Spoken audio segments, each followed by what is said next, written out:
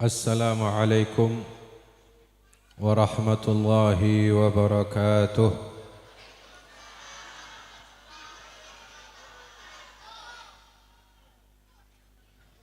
Assalamualaikum warahmatullahi wabarakatuh.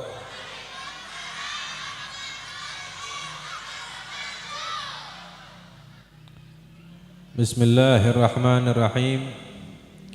Alhamdulillahi rabbil alamin. Assalatu wassalamu ala ashrafil anbiya'i wal mursalin Sayyidina wa nabiyyina wa imamina wa qurrati a'yunina Muhammad wa ala alihi wa ashabihi ajma'in.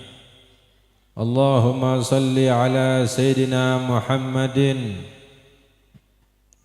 qamaril wujud fi hadzal yawm wa fi kulli yawm wa fil yawmil maw'ud sirran wa jahra fid dunya wal ukhra wa ala alihi wa sahbihi wa sallim. Rabbi shrah li sadri wa yassir li amri wa hlul 'uqdatam min lisani yafqahu qawli bihaqqi Sayyidina Muhammad sallallahu alaihi wasallam. Amma ba'd. Para sepuh, para kiai, para alim, para aparat pemerintah yang tidak bisa saya sebutkan satu persatu, hadirin hadirat yang dimuliakan oleh Allah Subhanahu wa taala, alhamdulillah.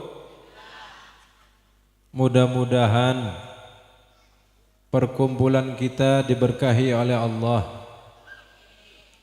Mudah-mudahan tidak pulang dari tempat ini kecuali hajat dikabulkan Allah. Mudah-mudahan tidak pulang dari tempat ini yang lagi sakit disembuhkan oleh Allah. Mudah-mudahan tidak pulang dari tempat ini yang lagi kesulitan rezeki dibukakan pintu rezekinya oleh Allah. Mudah-mudahan bisa bayar hutang. Mudah-mudahan yang belum dapat jodoh dapat jodoh.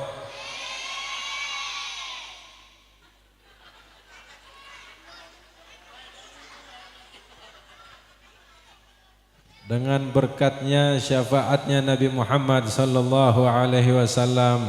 Amin ya rabbal alamin. Guys, sudah? Ya sudah, saya tutup, saya mau pulang ya.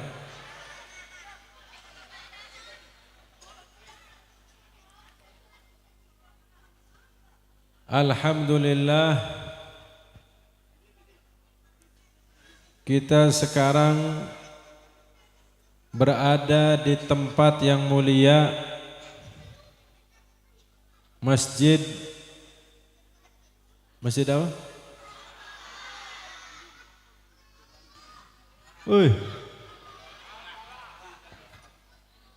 Masjid naon?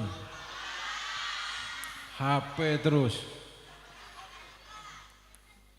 Masjid Al-Falah. Mudah-mudahan kita semua, Allahumma ja'alna wa iyyahum minal muflihin fid dunya wal akhirah. Amin ya rabbal alamin. Yang lagi main HP, taruh HP-nya.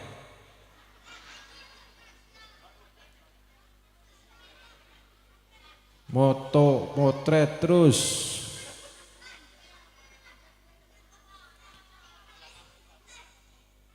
Kita semua alhamdulillah dijadikan oleh Allah Subhanahu wa taala sebagai umatnya Nabi Muhammad sallallahu alaihi wasallam. Tanpa kita meminta kepada Allah, tapi Allah menganugerahi kepada kita, memberkati kepada kita, menginginkan kepada kita sebagai umatnya Nabi Muhammad sallallahu alaihi wasallam. Alhamdulillah. Tidak pernah kita meminta kepada Allah sebelumnya untuk dijadikan umatnya Nabi Muhammad. Tapi kita diberikan dengan cuma-cuma oleh Allah dijadikan sebagai umatnya Nabi Muhammad. Kita lahir ke muka bumi ini dalam keadaan kedua orang tua kita sebagai muslim dan mukmin. Alhamdulillah.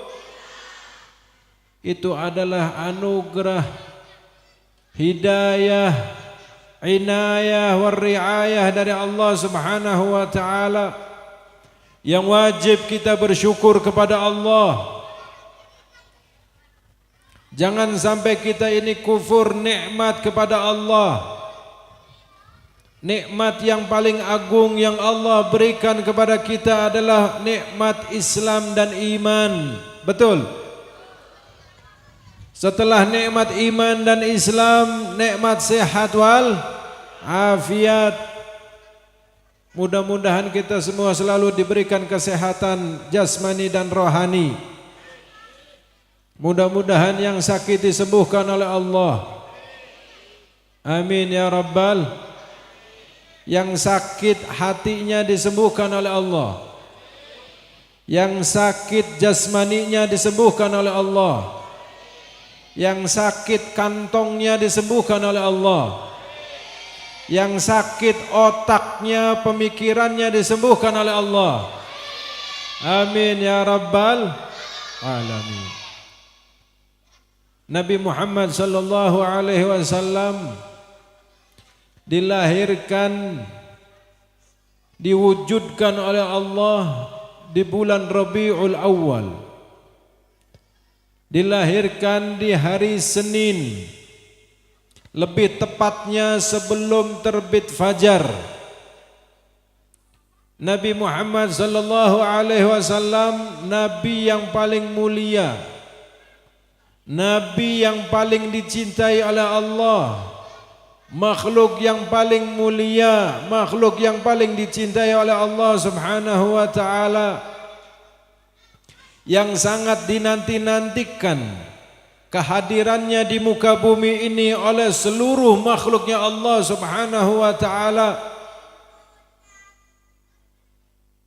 Ketika dilahirkannya Nabi Muhammad sallallahu alaihi wasallam, Allah tunjukkan keajaiban-keajaiban kebesarannya Allah kepada Nabi Muhammad sallallahu alaihi wasallam sebagai bukti bahwa Nabi ini adalah Nabi yang paling istimewa, Nabi yang paling agung, Nabi yang paling rahmah, Nabi yang paling mencintai dan dicintai oleh Allah Subhanahu wa taala, yaitu Nabi Muhammad sallallahu alaihi wasallam. Yang begitu luar biasa kemuliaan Nabi. Bu, sudah pada makan? Belum? Dek, udah makan? Kalau sudah makan jangan ribut ya. Setuju? Setuju adik-adik? Ibu-ibu setuju? Kalau ibu-ibu yang ribut berarti ibu-ibu yang kalah sama yang anak-anak kecil ini. Siap mendengarkan? Sampai jam berapa? Jam berapa? Jam 10? Apa jam 9?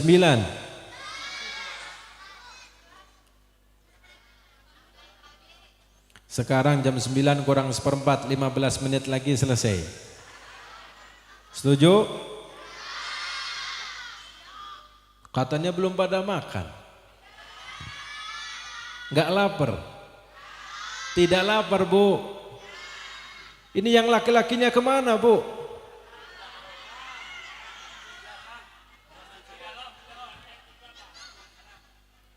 Laki-lakinya di belakang, perempuannya di depan. Ini dunia kebalik. Memang subhanallah, pengajian dimanapun yang paling antusias, yang paling banyak pengen hadirnya yaitu kaum wanita. Kaum prianya pada males. Nggih. Ini bisa bahasa Sunda ibu-ibu? Bisa. Cuman saya nggak bisa bahasa Sunda. Lalu Nabi Muhammad sallallahu alaihi wasallam di antara keajaibannya itu Siti Aminah ketika hamilnya Nabi Muhammad tidak merasakan sakit, mules, tidak merasakan berat, tidak merasakan apapun yang pada umumnya wanita merasakannya ketika hamil. Bahkan dia tidak merasa kalau dirinya sedang hamil. Tahu hamil, dapat kabar dari pesuruhnya Allah Subhanahu wa taala yang melalui lewat mimpinya. Fa innaki qad hamalti bi sayyidil mursalin sallallahu alaihi wasallam.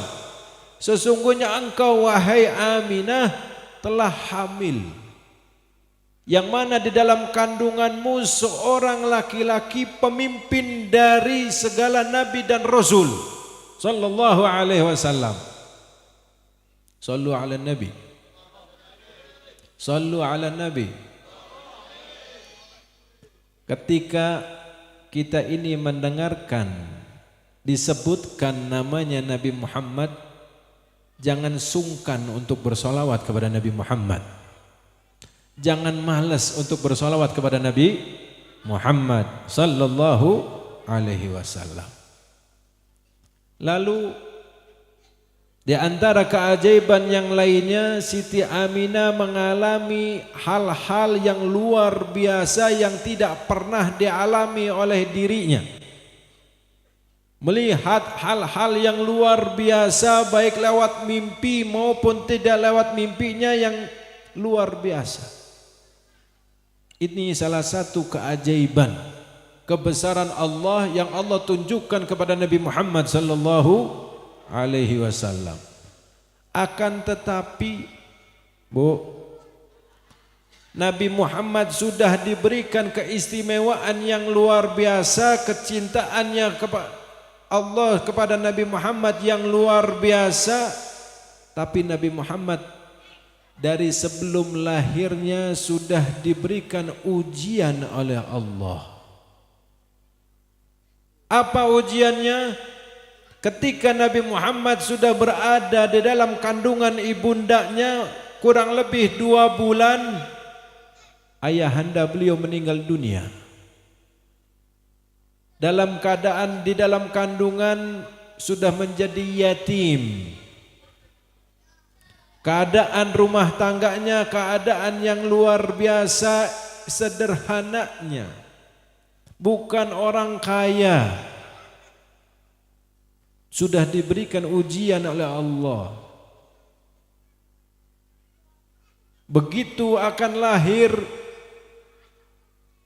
menjelang kelahirannya kurang lebih 50 hari, datang pasukan Abrahah dari negeri Yaman ingin menghancurkan Ka'bah. Pasukan gajah membawa gajah berwarna putih yang besar-besar.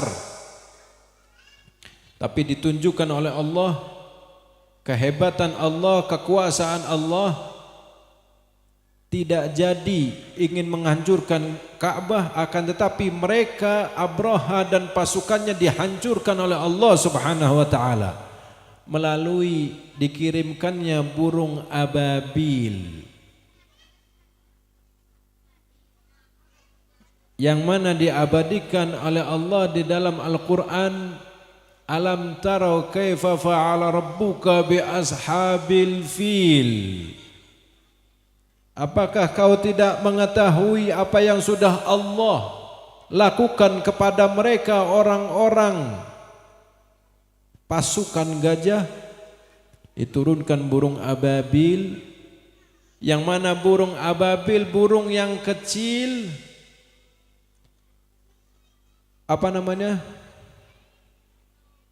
moncongnya, parungnya itu membawa batu, kedua kakinya membawa batu yang mana batu itu tidak lebih besar daripada kacang hijau. Tapi batu ini bukan sembarang batu. Batu diambil dari neraka jahanam yang dilemparkan kepada mereka, yang mana yang mengenai tubuhnya mereka itu langsung hancur lebur. Na'udzubillah min. Terkena kepalanya langsung tembus ke bawah. Padahal tidak lebih besar dari kacang hijau. Otomatis tidak sakit kalau dilempar. Kalau terkena tidak sakit, tapi ini batu dari neraka jahanam. Na'udzubillah min. Na'udzubillah min. Itu baru satu batu kecil. Bagaimana kalau manusia yang dimasukkan ke dalam neraka jahanam? Kira-kira apa yang dirasakannya? Dingin atau panas? Pernah terkena api, Ibu? Biasanya yang terkena api itu biasanya para wanita, nggih. Lagi masak, pancinya kesenggol atau wajahnya kesenggol ya, atau kena percikan minyaknya. Panas atau dingin, Bu? Apa dingin? Panas. Panasnya itu bisa berapa hari hilangnya? Bermacam-macam. Itu baru api dunia. Itu baru api dunia. Belum na'udzubillah min dzalik api neraka. Mudah-mudahan kita semua dijauhkan dari api neraka. Mudah-mudahan kita semua dijauhkan dari api nerakanya Allah, dari siksanya Allah, dimasukkan ke dalam surganya Allah bersama Nabi Muhammad sallallahu alaihi wasallam. Amin ya rabbal alamin. Kata Nabi sallallahu alaihi wasallam, Allah Subhanahu wa taala berfirman, "Qul in kuntum tuhibbunallaha fattabi'uni yuhibbukumullah." Ila akhiril ayat. Katakan wahai Muhammad kepada umatmu,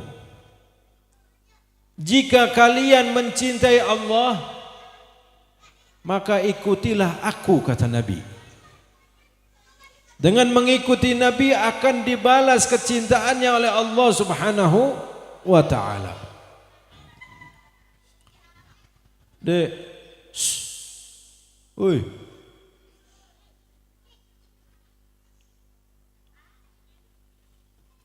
kita semua cinta atau tidak sama Allah? Betul cinta? Betul cinta?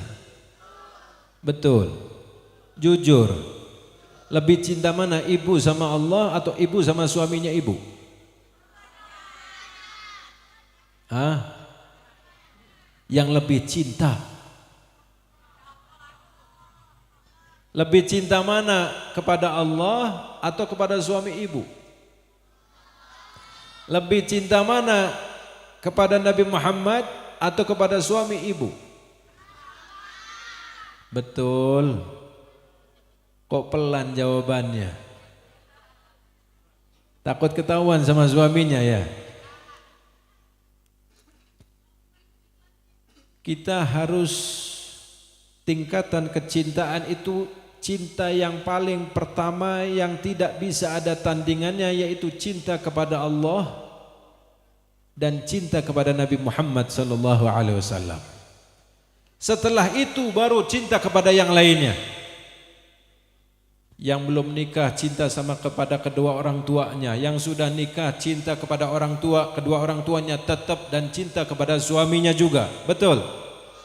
Cinta kepada istrinya iya, cinta kepada anaknya, cinta kepada keluarganya, cinta kepada familinya, tetangga, baru cinta kepada yang lainnya.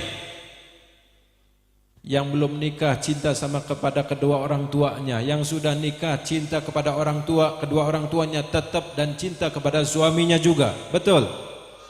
Cinta kepada istrinya, iya. Cinta kepada anaknya, cinta kepada keluarganya, cinta kepada familinya, tetangganya. Tapi cinta yang paling utama adalah cinta kepada Allah. Cinta kepada Nabi Muhammad sallallahu alaihi wasallam. Karena itu Allah berfirman, jika kalian mencintai Allah, kuncinya, pembuktiannya kita ini betul-betul cinta kepada Allah, fattabi'uni, ikutilah aku, yaitu Nabi Muhammad sallallahu alaihi wasallam. Ikuti apanya? Ikuti syariatnya, ikuti akhlaknya, ikuti budi pekertinya, ikuti kasih sayangnya, ikuti sunnah-sunnahnya, amalkan sunnah-sunnahnya, kerjakan apa yang diperintahkan oleh Nabi, jauhkan semaksimal mungkin apa yang dilarang oleh Nabi Muhammad sallallahu alaihi wasallam. Itu tanda bukti kita itu cinta kepada Allah dan cinta kepada Nabi Muhammad sallallahu alaihi wasallam. Lalu ketika lahirnya Nabi Muhammad sallallahu alaihi wasallam, itu siapa bidannya? Ada ibu bidan zaman dahulu? Belum ada. Tapi bidannya langsung Allah kirimkan. Dua perempuan yang mulia, yaitu Siti Asiyah dan Siti Maryam.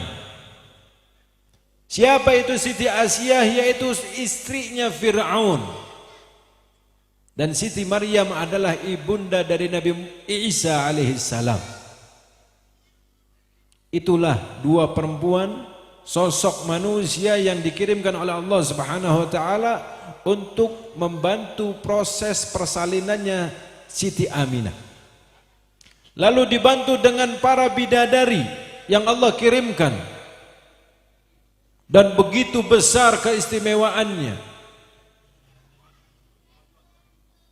Dan di waktu tersebut, sebelum lahirnya Nabi dan ketika menjelang lahirnya Nabi, itu kota Mekah bersinar bercahaya. Langsung Abu Lahab membebaskan, memerdekakan hamba sahaya tersebut yang bernama Thuwaibah dari saking gembiranya. Tapi Abu Lahab hanya satu kali dalam seumur hidupnya, Abu Lahab senang, gembira, bahagia dengan kelahirannya Nabi Muhammad sallallahu alaihi wasallam. Selebihnya Abu Lahab membenci Nabi Muhammad, memusuhi Nabi Muhammad, bahkan mencaci maki Nabi Muhammad dan ingin membunuhnya Nabi Muhammad.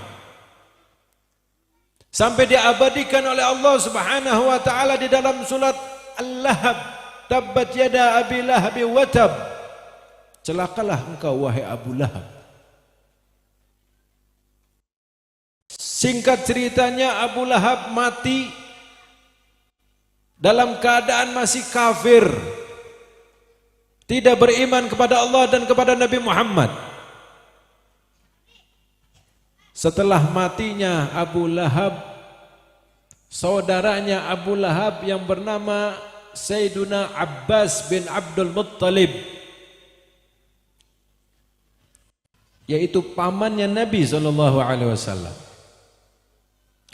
Sayyiduna Abbas bin Abdul Muttalib mimpi ketemu sama Abu Lahab. Ditanya Abu Lahab, wahai Abu Lahab, bagaimana keadaanmu sekarang? Dijawab oleh Abu Lahab, ya Abbas, ana al-an finnar. Aku sekarang berada di nerakanya Allah, disiksa oleh Allah. Tapi ya Abbas, setiap hari Senin aku diringankan azabnya oleh Allah. Ditanya, dengan sebab apa wahai Abu Lahab? karena sebab aku pernah bahagia, gembira dengan lahirnya Nabi Muhammad sallallahu alaihi wasallam. Diringankan azabnya, siksanya oleh Allah, plus dia diberikan oleh Allah salah satu jemarinya bisa keluar air untuk dia bisa minum. Dan itu diabadikan di dalam Sahihul Bukhari, hadis Sahihul Bukhari. Orang yang kafir saja mendapatkan keistimewaan seperti itu, maka pertanyaannya bagaimana orang yang mukmin, yang muslim dari umatnya, mencintai nabinya, meninggalnya dalam keadaan mukmin dan muslim, sudah otomatis insyaallah jaminannya masuk surga. Amin ya rabbal alamin. Dengan kita hadir mengadakan maulid seperti ini salah satu tanda bukti kecintaan kita kepada Nabi Muhammad sallallahu alaihi wasallam. Mudah-mudahan kita ini mencintai Nabi Muhammad betul-betul dari hati kita yang paling dalam, dan insyaallah akan dibalas kecintaan kita oleh Nabi Muhammad sallallahu alaihi wasallam di dunia dan di akhirat. Amin ya rabbal alamin. Fi hadzal zaman, di zaman ini, zaman sekarang, zaman yang penuh dengan fitnah, zaman yang penuh dengan berbagai macam fitnah yang luar biasa. Kejadian-kejadian yang sangat luar biasa, bahkan pembunuhan yang luar biasa merajalela. Suami bunuh istrinya, istri bunuh suaminya, anak bunuh bapak ibunya, bapak ibu bunuh anaknya. Na'udzubillah min dzalik. Anak narkoba zaman sekarang sudah di mana-mana. Ibunya sudah tidak mengurusi anaknya. Bapaknya sibuk mencari dunia. Anaknya tidak tahu bergaul dengan siapa. Ini keadaan yang perlu kita benahi. Jangan sampai kita ini kelewat batas. Ibu, Bu, seorang ibu itu adalah pendidikan sekolah pertama untuk anak-anaknya. Kata Nabi sallallahu alaihi wasallam, madrasatul ula. Seorang ibu adalah pendidik pertama, sekolah pertama untuk anak-anaknya.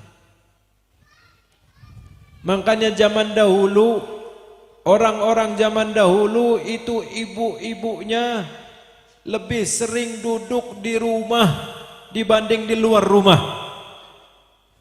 Ibu-ibunya tidak sibuk mencari dunia, cukup suaminya yang mencari dunia. Meskipun keadaan kehidupannya sangat terbatas, tapi mereka bersyukur kepada Allah.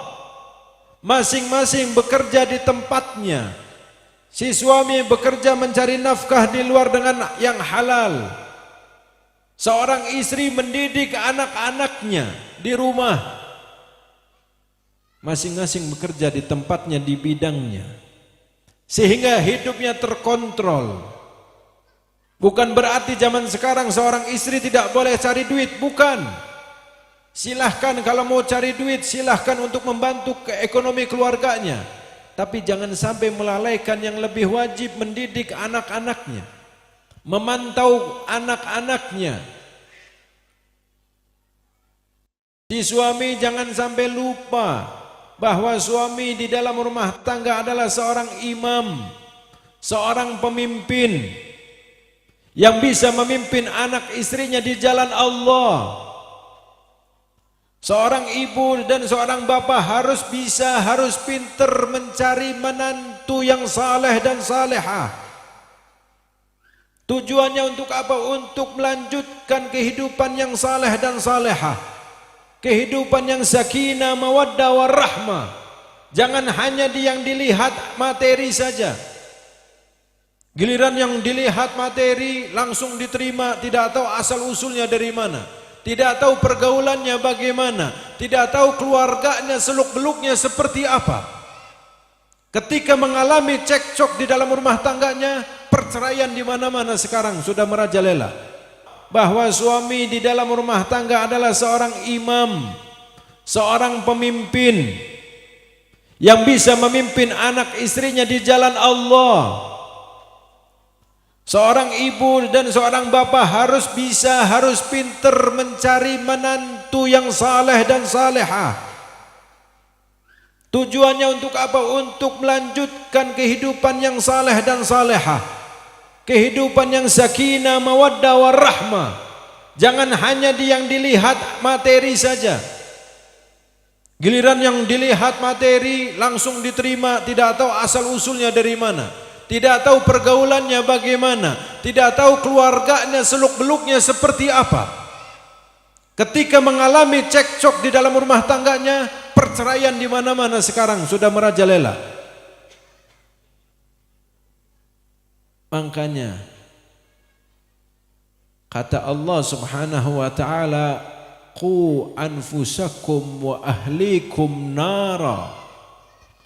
Jaga diri kalian dan jaga keluarga kalian dari api nerakanya Allah. Hidup ini hanya sebentar, Bu. Hanya sementara. Tapi kok orang semakin luar biasa lalainya kepada Allah, sehingga sholat tidak dilakukannya atau jarang dilakukannya, sehingga anak-anak bergaul dengan siapa yang bukan muhrimnya tidak diketahui oleh kedua orang tuanya. Apalagi zaman sekarang sudah zaman gadget. Ngerti gadget, Bu? Ngerti? Boten ngertos. Iya. Iya, HP nama kerennya gadget apa gadget, Bu? Enggak tahu dah. Ini namanya HP. Bahasa gampangnya setan gepeng ini. HP bisa mengantarkan kita kebaikan, bisa mengantarkan kita kepada kejelekan. Tinggal kita milih. Mau yang baik atau mau yang jelek, semuanya ada di dalam HP. Makanya dikatakan dunia berada di dalam genggaman kita, yaitu HP.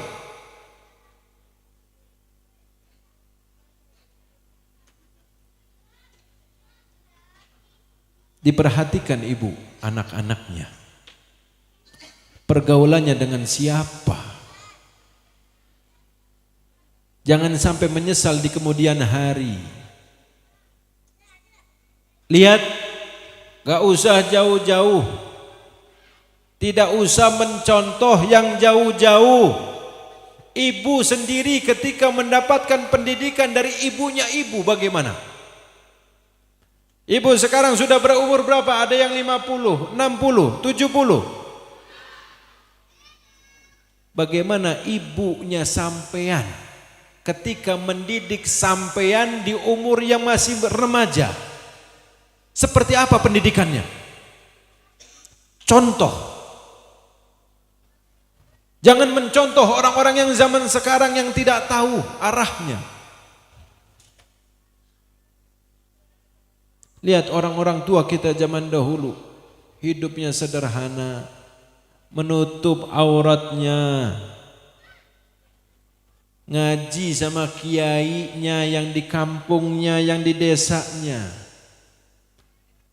ngaji datang sering silaturahmi, sering bersedekah, tidak melupakan tetangganya. Zaman sekarang banyak orang yang lupa sama tetangga, bahkan tidak kenal sama tetangganya. Ada? insyaallah di desa Ciberemah ente aya. Amin. Ini mah biasa di kota sana, kota-kota besar. Itu tetangga sesama tetangga tidak saling kenal. Siapa dia? Tidak ada komunikasi antar mereka. Tidak ada yang terjalin rukun warga. Di sini mah alhamdulillah di kehidupan di desa Ciberem ini saling guyub betul. Saling gotong royong. Ada kiainya di sini alhamdulillah betul. Kiainya disayang ya Bu. Sama ibu-ibu disayang itu kiainya. Diperhatikan kiainya. Karena kiai yang bisa menyinari desa ini. Karena ilmunya. Karena ibadahnya. Jangan suka menamakan kiai kampung. Jangan suka menamakan kiai kampung. Kalau menamakan kiai kampung berarti ada kiai kota, betul. Kalau ada kiai kota nanti ada kiai nasional. Kalau kiai nasional nanti kiai internasional. Ini apa-apaan seperti itu. Justru kiai kampung itulah yang sangat berjasa bagi penduduk kampung tersebut. Saya mah cuman pendatang di sini. Saya disuruh diminta untuk mengisi di sini padahal saya belum pantas. Masih banyak orang alim yang ada di sini yang lebih alim, yang lebih sepuh daripada saya. Saya hanya mengingatkan jangan kita ini meremehkan kiai-kiainya sampean. Ustadz-ustadznya sampean jangan sampai kalian remehkan. Jangan sampai kalian kucilkan. Hadir pengajiannya. Jangan sowan kepada kiai kalau ada masalah saja. Begitu selesai masalahnya, hasil maksud kiainya cuma dikasih apa? Dikasih apa kiainya? Dadah. Alias kisbai. Ngerti Ibu kisbai? Ngerti Ibu? Masya Allah. Nah ini yang kurang sopan dan kurang ajar. Oleh karena itu, dengan peringatan Maulid Nabi Sallallahu Alaihi Wasallam ini, saya titip pesan, rajin-rajinlah menuntut ilmu. Utlubul ilma minal mahdi ilal lahdi. Menuntut ilmu itu dari mulai lahir sampai mati. Ilmu yang dimaksud adalah ilmu agama. Mumpung ada kesempatan. Lalu di akhir zaman ini dikatakan oleh para ulama, selain kita ini wajib melaksanakan yang wajib dari Allah, melaksanakan amal-amal ibadah yang lain, dan jangan meninggalkan wirid dzikir. Wabil khusus wirid dzikirnya dua macam. Kata ulama di akhir zaman jangan sampai kita ini meninggalkan tiga macam. Yang pertama, kathratus sadaqah, memperbanyak sedekah. Memperbanyak sedekah. Sedekah dalam keadaan kita ini masih sehat ataupun kita lagi sakit, jangan lupa sedekah. Karena dengan sedekah itu bisa tolak bala. Karena dengan sedekah dibukakan pintu rezekinya oleh Allah. Karena dengan sedekah diampuni dosanya oleh Allah. Kita punya harta, keluarkan sedekahnya. Kata Nabi sallallahu alaihi wasallam, "Dau mardakum bis sadaqah."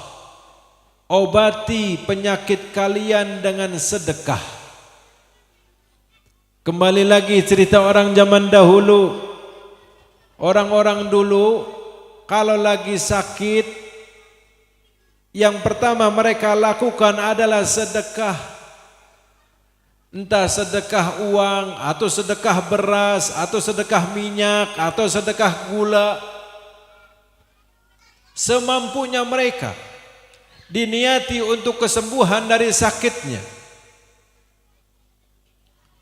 Maka dari itu dikatakan oleh para ulama, sedekah ketika dalam keadaan sehat itu lebih afdal daripada sedekah lagi sakit. Sedekah ketika lagi sakit itu lebih afdal dibanding sedekah setelah meninggal dunia. Karena dengan sedekah kuburan kita bisa mendapatkan cahaya dari Allah. Karena dengan sedekah kita dijauhkan dari api nerakanya Allah, dari siksa kubur. Ya Bu? Bu? Terus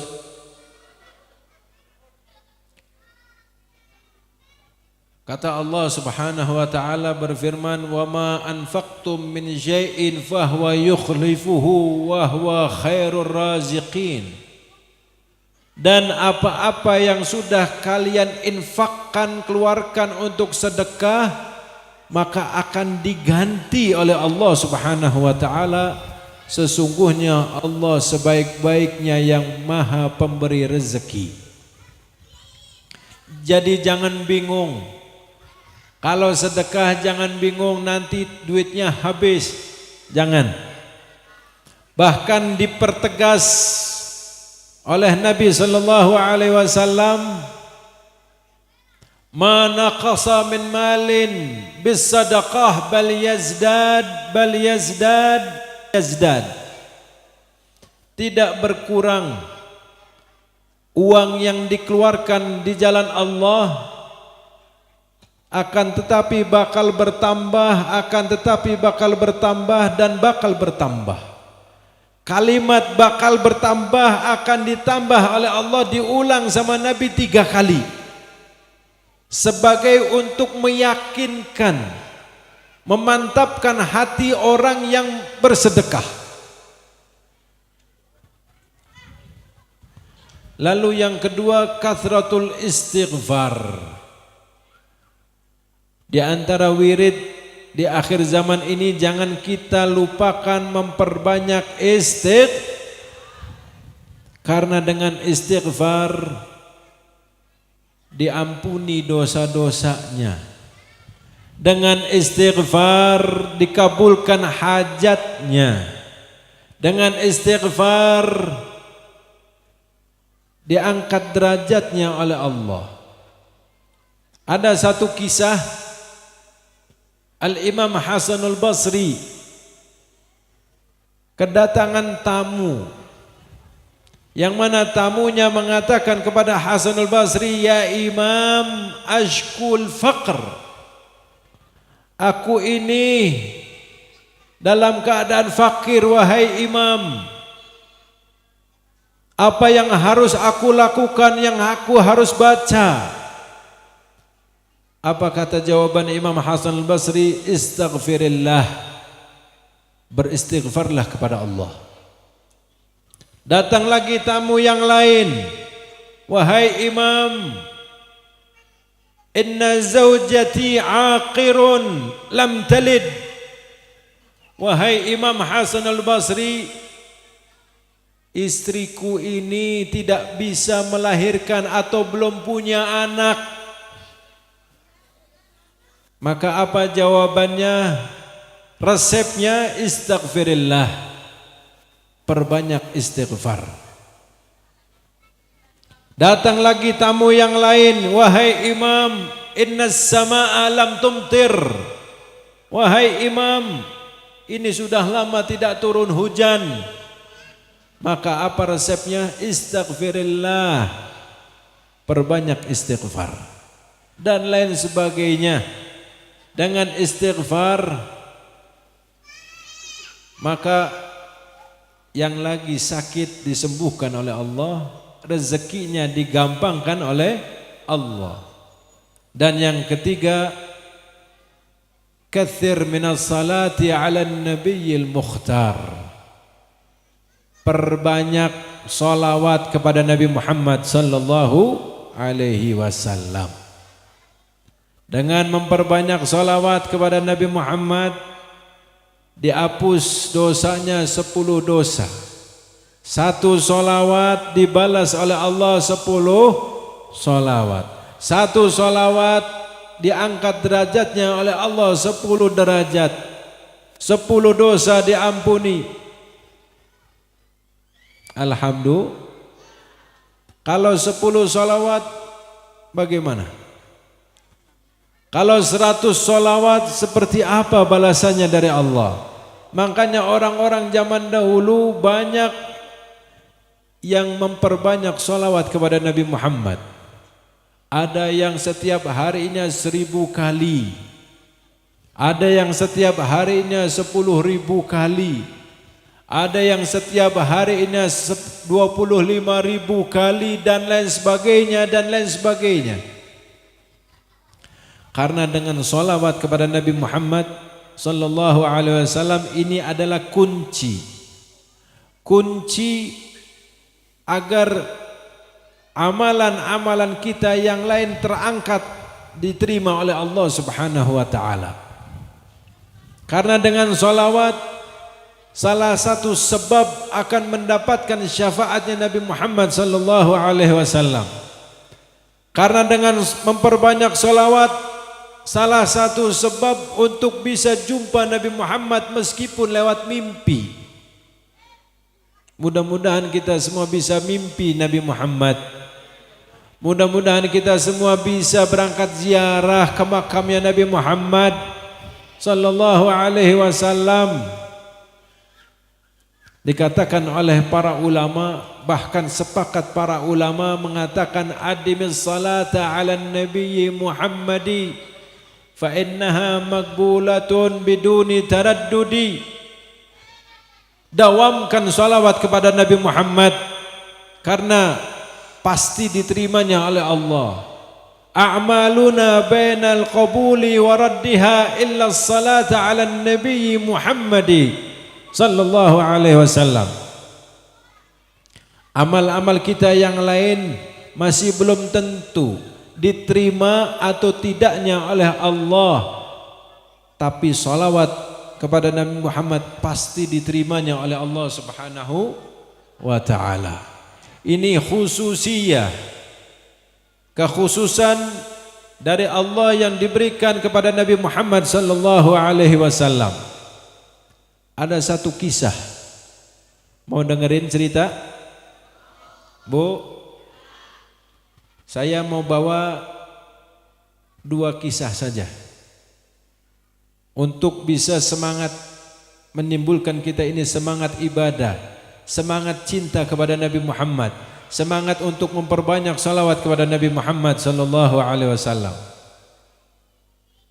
Yang pertama, ada seorang ibu punya putri. Putrinya masih muda meninggal dunia. Setelah meninggal dunia, seorang ibu ini ingin tahu kabar putrinya yang sudah meninggal. Apakah dia masuk surga atau apakah dia malah sebaliknya masuk ke neraka? Tanya kepada Imam Hasanul Basri saat itu. Imam Hasanul Basri adalah seorang tabi'in, seorang alim besar, wali besar. Menceritakan kepada Imam Hasanul Basri, akhirnya dikasih amalan oleh Imam Hasanul Basri. Begitu pulang ke rumahnya, diamalkan itu amalan tersebut. Setelah diamalkan, mujarab mimpi ketemu sama anaknya lewat mimpi, di dalam mimpinya. Si anak ini dalam keadaan disiksa oleh Allah Subhanahu wa taala. diazab oleh Allah Subhanahu wa taala.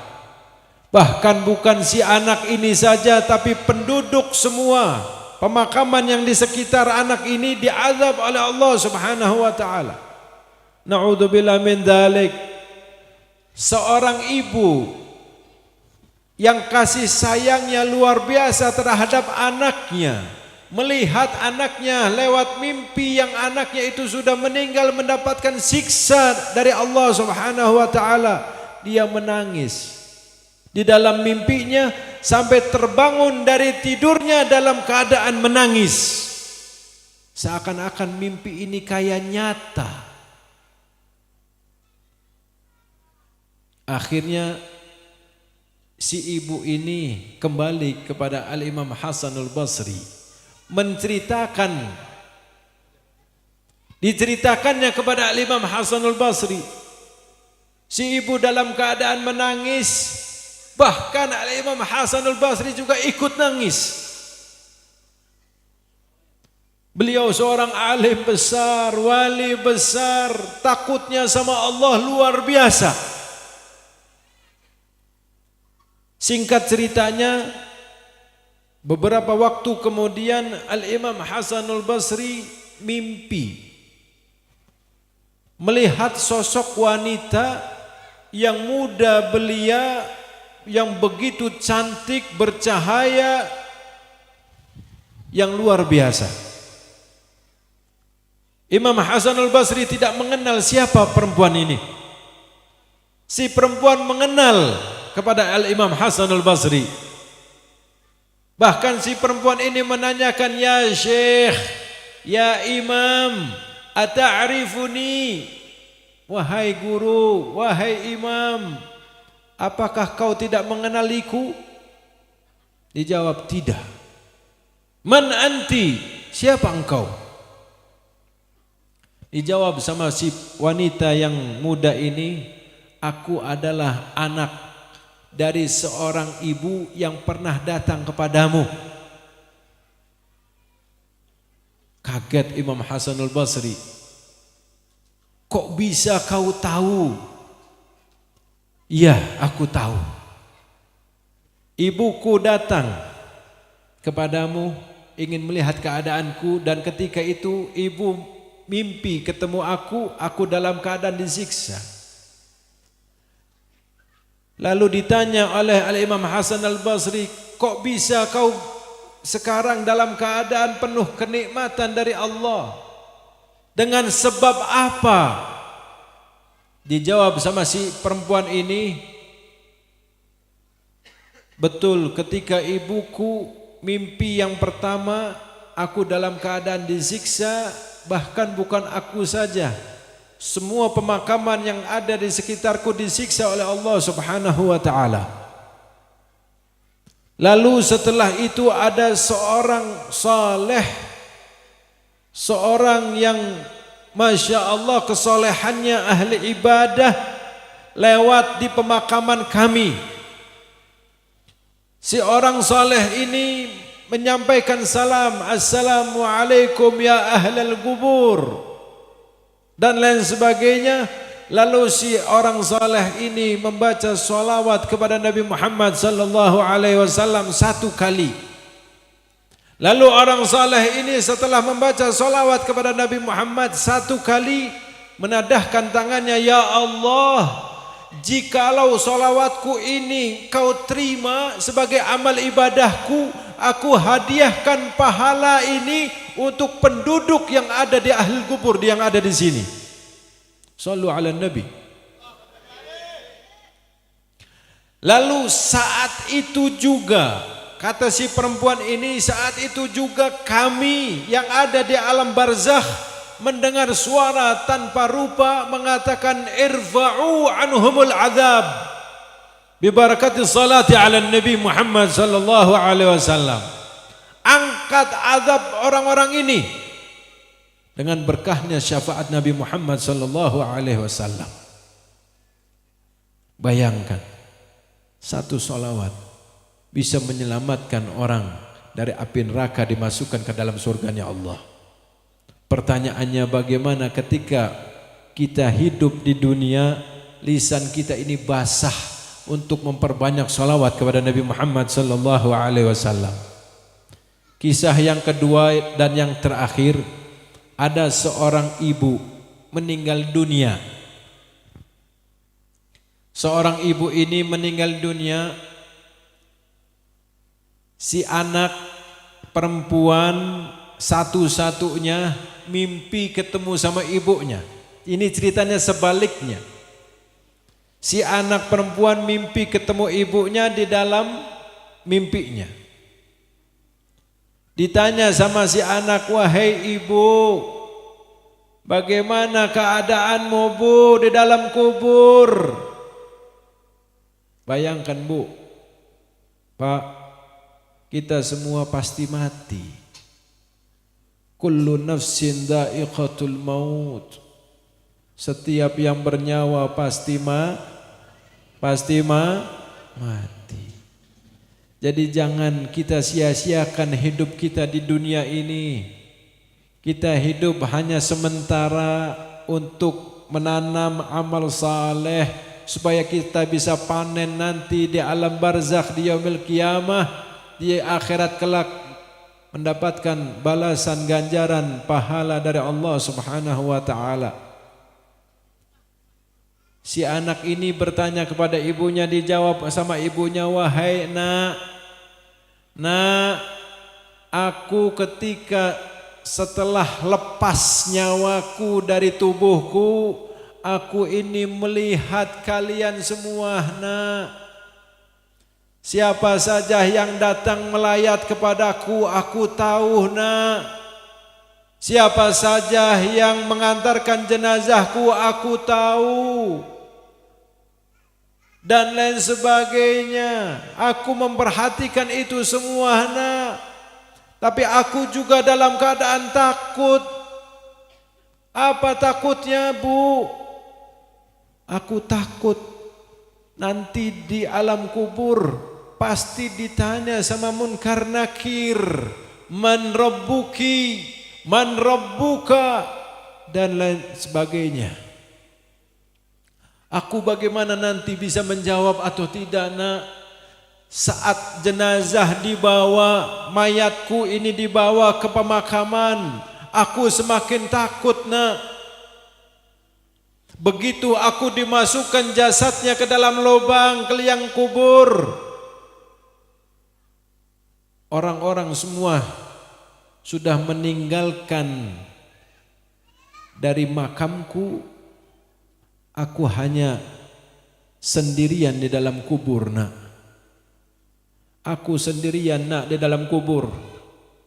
Depanku tanah, belakangku tanah, atas tanah, bawah tanah. Aku teriak, tidak ada yang bisa mendengar.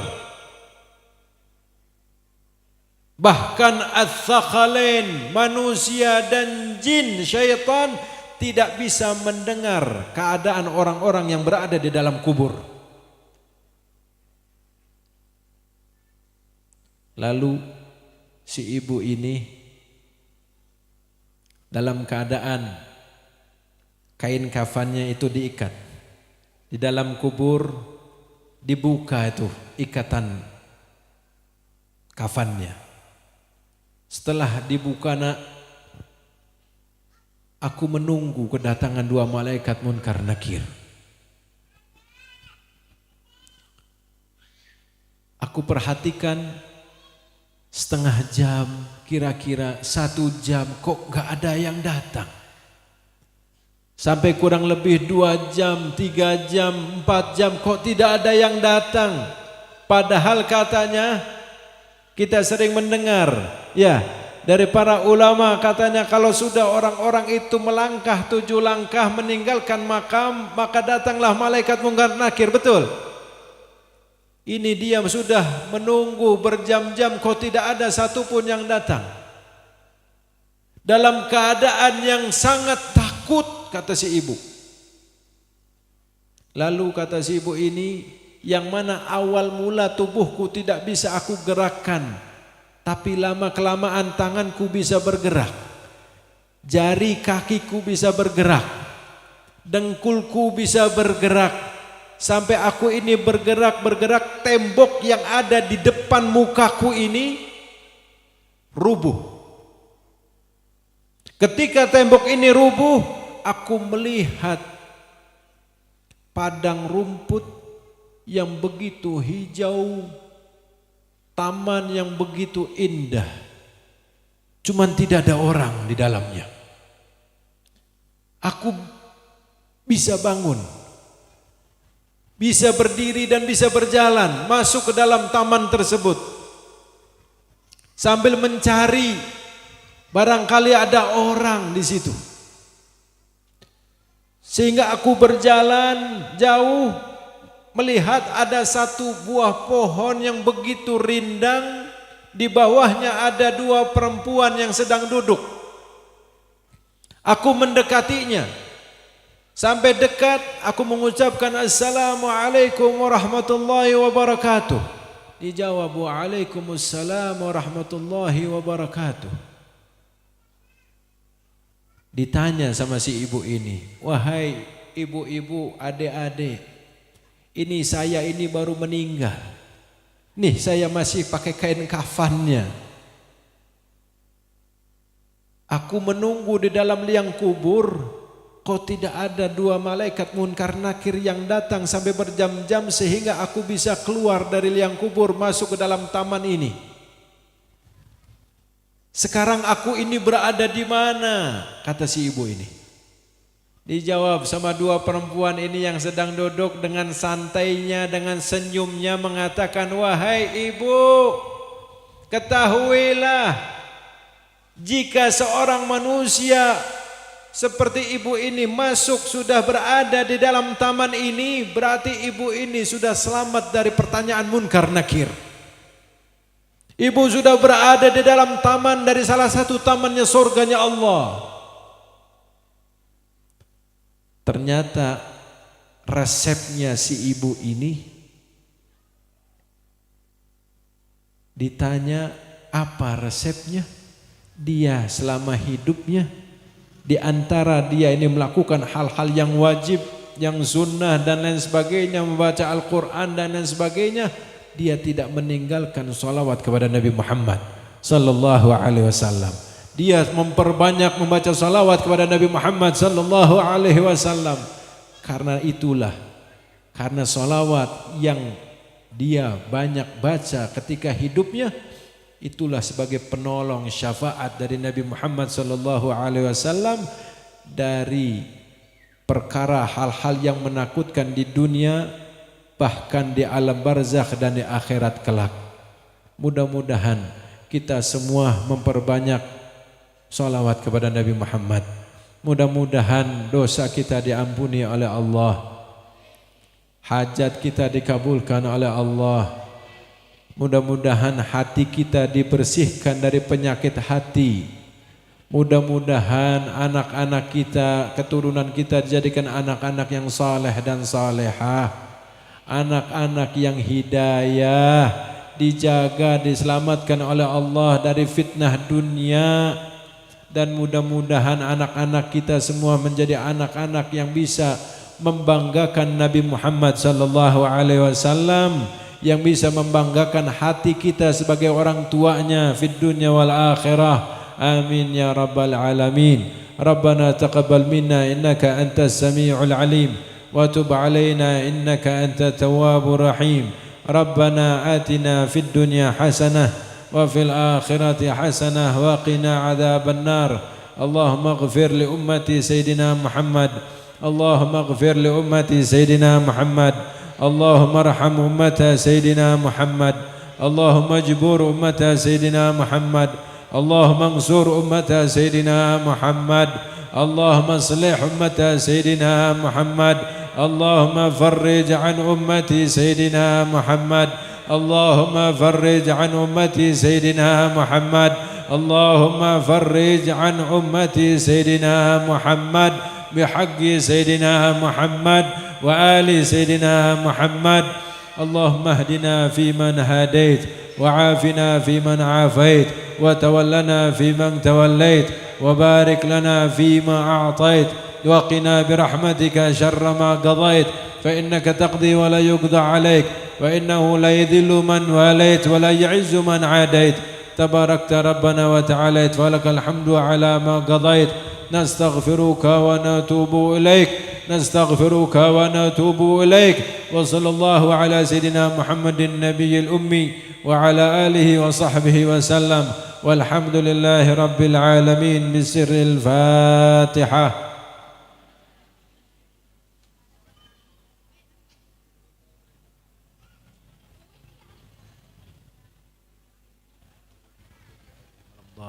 Amin. Ikuti saya bersama-sama. Bismillahirrahmanirrahim. Alhamdulillahi rabbil alamin. Allahumma salli wa sallim ala Sayyidina Muhammadin wa ala alihi wa sahbihi wa sallim. Allahumma ya man khatamtan nubuwah war risalah Sayyidina Muhammad sallallahu alaihi wasallam akhtim yaumi bi khairin wa syahri bi khairin wa sanati bi khairin wa umri bi khairin innaka ala kulli syai'in qadir wa sallallahu ala sayyidina Muhammadin wa ala alihi wa sahbihi wa sallam walhamdulillahi rabbil alamin. بسر الفاتحة وإلى حضرة النبي محمد صلى الله عليه وسلم الفاتحة.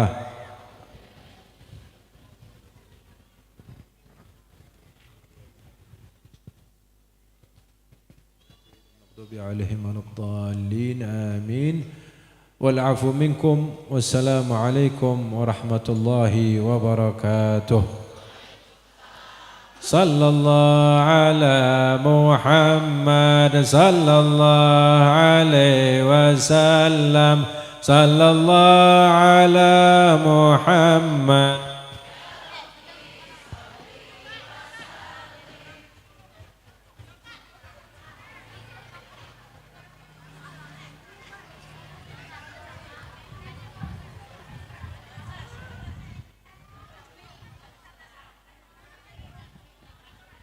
Terima kasih disampaikan kepada Al-Habib. Semoga murid hasanah yang sudah disampaikan ada manfaatnya untuk kita semua. Hadirin wa hadirat rahimakumullah. Alhamdulillah runduran acara awalan wa akhiran sudah selesai. Mari kita tutup dengan membaca hamdalah. Alhamdulillahirabbil alamin. Saya selaku pembuka acara mohon maaf apabila ada perkataan yang kurang berkenan. Wallahul muwaffiq ila aqwamit thoriq. Wassalamualaikum warahmatullahi wabarakatuh. Perlu diketahui acara ini disiarkan secara langsung di YouTube. Klik channel area 02. Live streaming Maulid Nabi Muhammad SAW Desa Ciberem. Terima kasih.